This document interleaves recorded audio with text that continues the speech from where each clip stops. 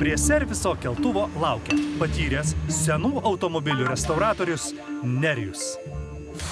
Tai nežinau, aš tai tų lūkesčių turbūt turiu tiek, kiek ateis rekomendacijų Nerijų, nes, aš pats norėčiau? Aš norėčiau, kad mes pakeistume spalvą.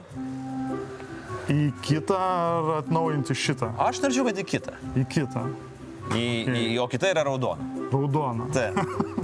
Ok, nes aš galvoju, gal kažkokią tai special elektromobilio spalvą parinkti, kad būtų... Taip, parinkim special elektromobilio spalvą raudoną. Tada aš norėčiau išlaikyti tokį truputėlį ir, aišku, autentiškumą salono.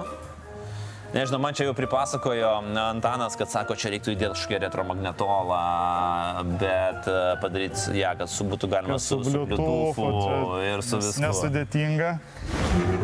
Andriaus Tapino pageidavimų sąraše ne tik naujas elektrinis variklis. Mano žmona, kai jinai išgirdo apie šitą projektą, jinai buvo pagrindinė kritikė šitos mašinos, dabar jinai jau sako, kad jeigu čia bus elektrinė, jau čia gal visai faina būtų vasarai, bet tada reikia stiprintuvo. Okay. Čia jau akivaizdžiai reikia stiprintuvo.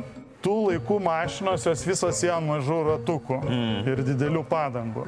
Ir tarkim, kuo ratlankis didesnis, tuo žemesnio profilio padanga, tuo pati mašina dailiau atrodo. Tai tarkim, šiaip tai šitai mašinai norėtųsi. Kažkokio akcento, perliuko, tai va tai galėtų būti ratlankiai.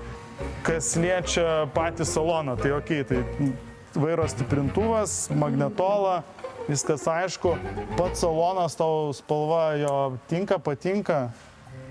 Šiaip tai man jinai yra okei, bet jeigu yra kažkokių tai minčių ir mes galim pagal biudžetą kažką, žinai, akcentuką kokį uždėti. Akcentuką galim, bet tarkim šiaip tai, tarkim, čia matosi, kad reikėtų daugiau valymo ir jisai visiškai kitaip atrodytų. Kilimus išvalysim, ten, kur, tarkim, yra visokių tokių įplyšimų galima patvarkyti. Bet kiek vietos palyginus su kokiu? Palyginus. Kol kas jaučiamas benzino kvapas, manau, kad... Gan stiprus benzino kvapas. Po rekonstrukcijos benzino kvapo nebesijaus.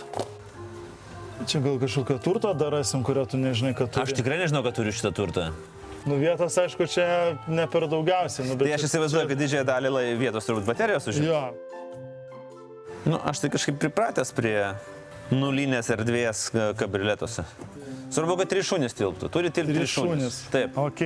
Jeigu bagažinė užsipildys akumuliatoriais, tai primontuoti dar čia stogo bagažinę.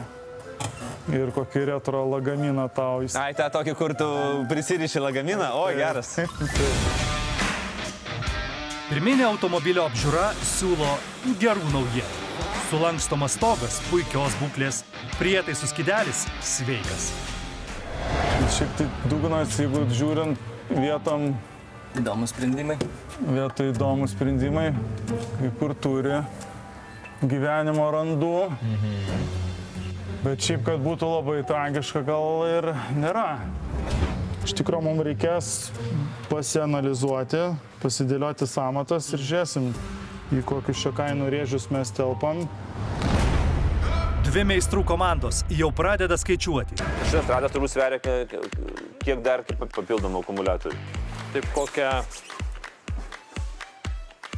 10 kilometrų, 15.